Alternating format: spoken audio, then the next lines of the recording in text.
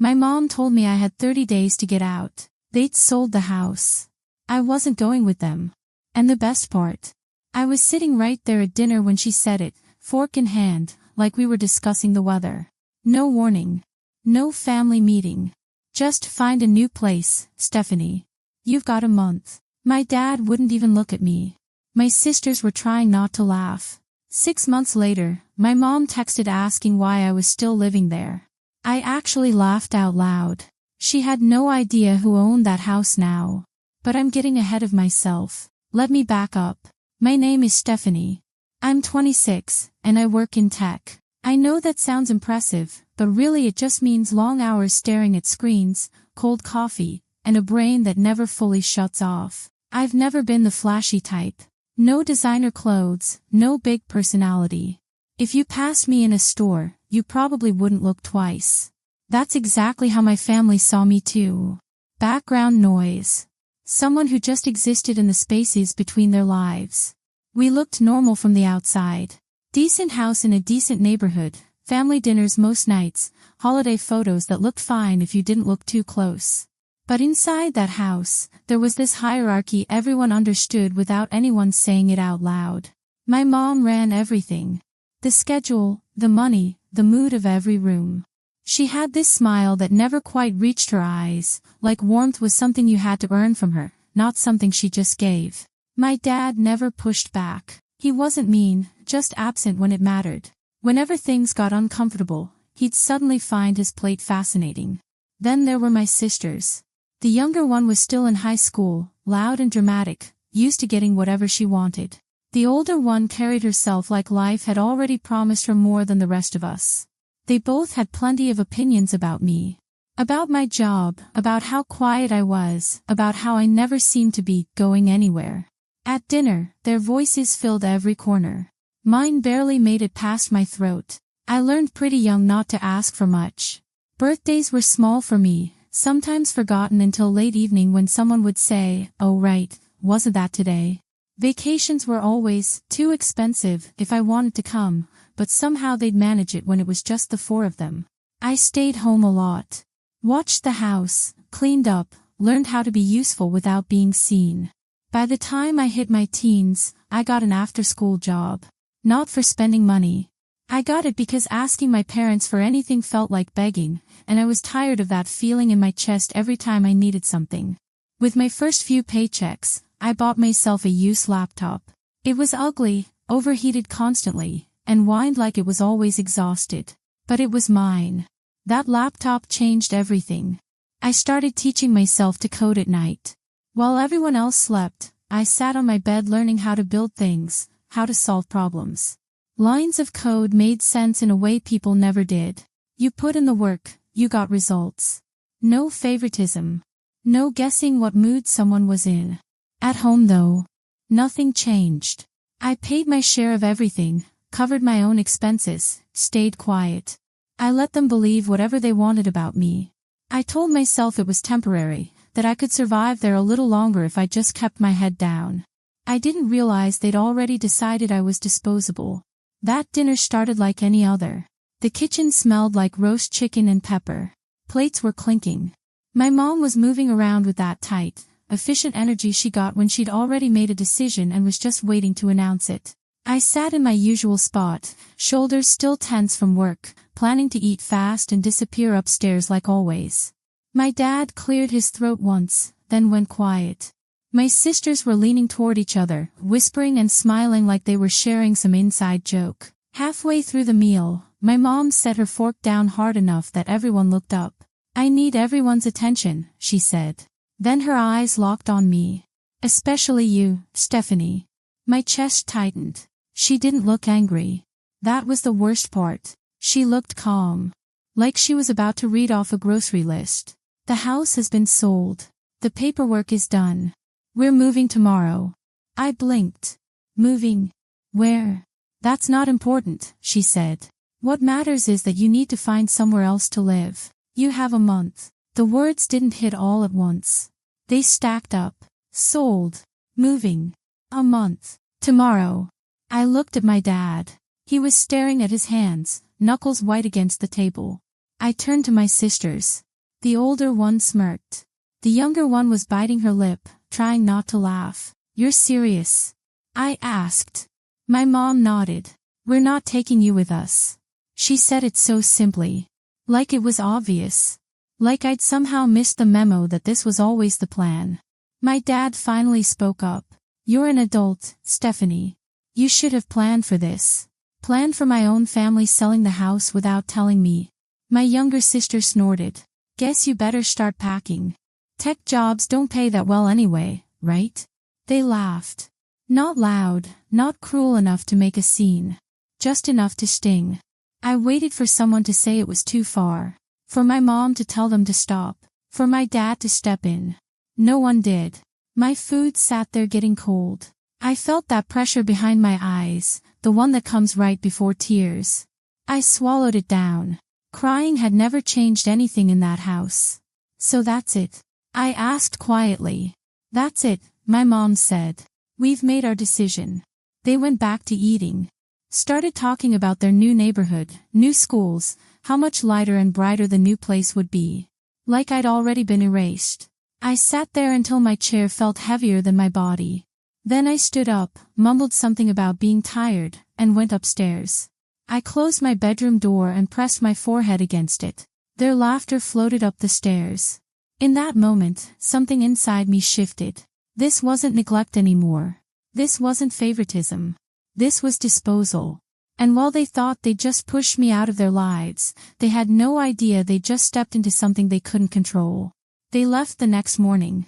I woke up to a car engine rumbling outside and doors slamming. For a second, I thought maybe I'd dreamed the whole thing. Then I heard my mom's heels on the hardwood downstairs, sharp and final. By the time I made it to the living room, boxes were stacked by the door. The couch was gone. Family photos had been taken off the walls, leaving pale rectangles where they used to hang.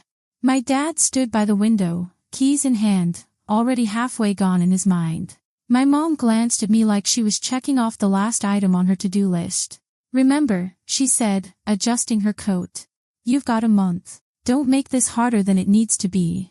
Harder for who? My sisters breezed past me, talking about their new rooms, their new neighborhood, their fresh start. No one hugged me. No one asked if I was okay. The front door closed. The house went quiet. Not peaceful quiet.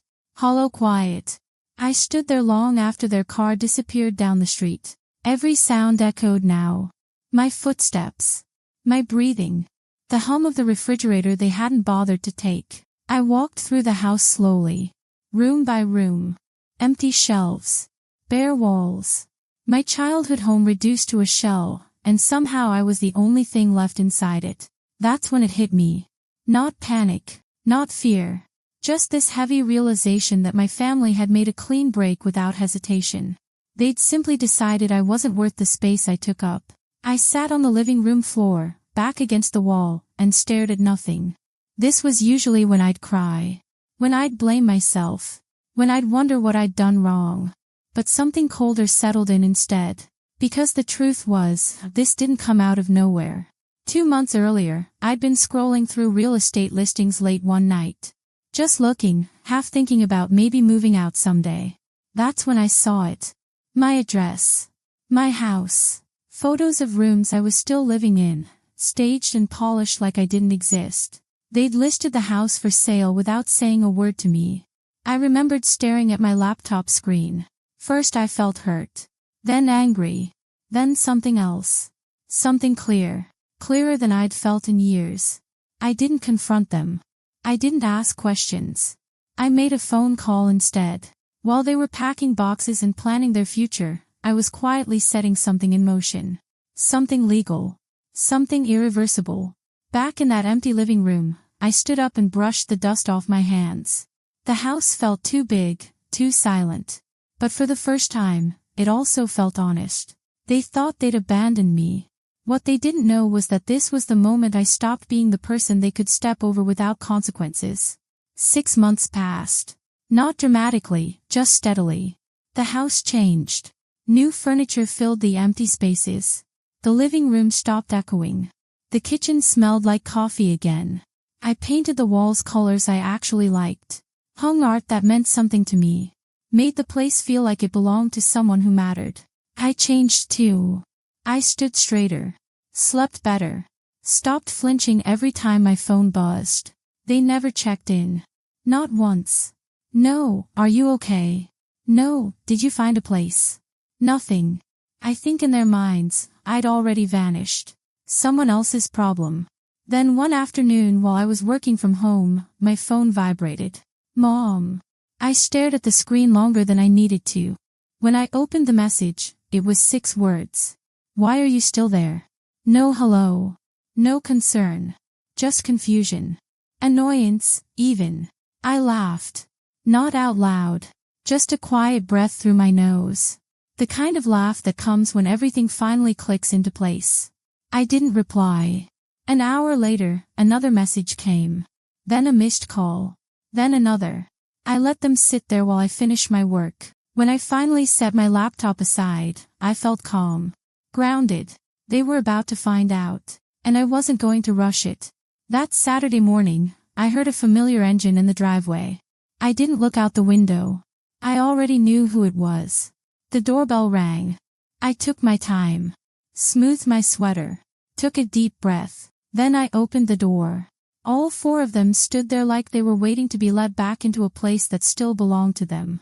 My mom's smile froze the second she saw past me. The new couch. The rug. The art on the walls. My older sister's eyes darted around. The younger one's mouth actually fell open. What is all this? My mom asked, stepping inside without waiting for an invitation. My dad followed, silent as always, staring at the floor. The older sister ran her fingers along the back of the couch like she was afraid it might disappear. This stuff isn't cheap, she muttered. I closed the door behind them. Sit, I said, gesturing to the living room. They did. My mom folded her hands in her lap, trying to recover. Stephanie, we need to talk about what's going on here. I leaned back in my chair. You mean why I'm still living in my house? Her head snapped up. My house, I repeated. Silence dropped into the room like a weight. That's not funny, my dad said finally. I'm not joking. My mom's smile strained. You don't have that kind of money. I shrugged. You'd be surprised what happens when no one's watching you. The younger one scoffed. You're saying you bought this place? Yes. With what? The older one asked. You were barely making rent. I smiled. Just slightly. That's what you thought. My mom stood up so fast her chair scraped the floor. Explain. Right now. So I did. Not every detail. Not the numbers that would make their heads spin. Just the truth. I worked in tech. I'd been building things quietly for years. Apps, platforms, things that solved real problems. I'd partnered with someone I trusted, someone who saw potential in my ideas when my own family didn't even ask what I was working on. We'd done well. Better than well. I saw the listing months before you told me, I said. You put the house up for sale while I was still living here. So I made a decision. My mom's face drained of color. You let us sell it to you. I bought it legally. Everything's handled. Payments, bills, ownership. All of it. The room felt smaller by the second. My dad rubbed his temples. Why didn't you tell us? I met his eyes. Because you didn't ask. The silence stretched.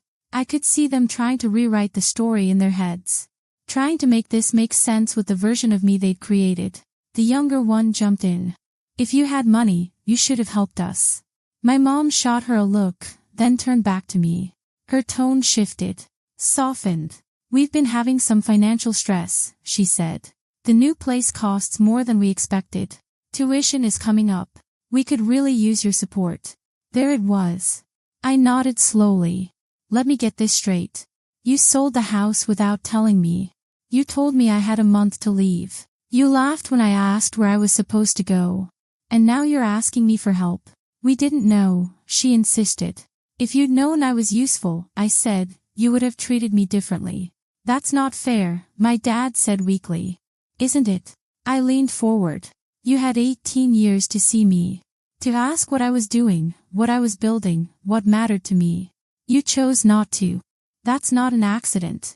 That's a choice you made every single day. I stood up. My hands weren't shaking. My voice didn't waver. That surprised me most of all. You didn't forget me by accident. You didn't overlook me. You made choices. Over and over. You decided who mattered in this family, and it wasn't me. My mom's eyes filled with tears. We're still your parents. No, I said. You're people I'm related to.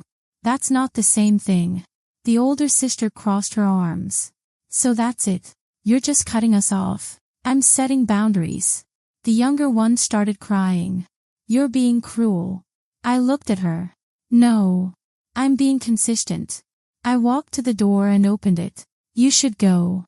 My mom stared at me, stunned. This isn't over. It is for me. They left the same way they had months ago. Quietly. Without looking back. I locked the door and leaned against it, exhaling for what felt like the first time in years. Justice didn't feel loud or dramatic. It felt clean. And finally, the house was truly mine. They didn't disappear right away. For weeks, my phone lit up with missed calls and messages.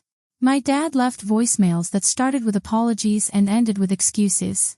He said he should have protected me more, that he didn't realize things were that bad. I listened to one.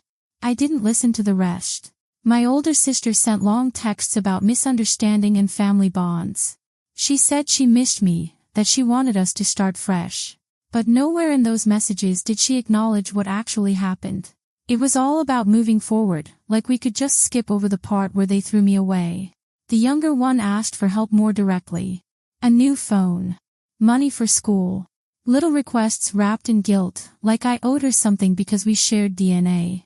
I didn't respond. Then my aunt came by one afternoon. She brought coffee in that careful tone people use when they think they're being kind. She told me my parents were struggling. That they regretted their choices. That holding on to anger would only hurt me in the long run. I told her the truth. I wasn't angry anymore. Anger burns hot. What I felt was quiet and clear. I'd spent years shrinking myself to fit into a family that had already decided I didn't belong. Walking away wasn't revenge. It was self-respect. She nodded, even if she didn't fully understand. Life settled into something calmer after that. Work stayed busy. The house felt like home in a way it never had before. I hosted friends. Real friends, people who called just to check in, who celebrated my wins and showed up when things were hard. I celebrated my birthday for the first time without waiting to be remembered. Turned out, when you're surrounded by people who actually care, birthdays feel different. Some nights I sat in the living room with the lights low and thought about how close I'd come to believing I was worth less. I wasn't. I never had been. Walking away taught me something simple but powerful. Family isn't about who shares your last name. It's about who stands beside you when you have nothing to offer but yourself. The moment I stopped begging to belong was the moment my life finally became mine. Thanks for listening, and if this story resonates with you, don't forget to comment and subscribe for more stories about finding your worth, setting boundaries, and taking back your power. Sometimes the family you choose is worth more than the one you were born into.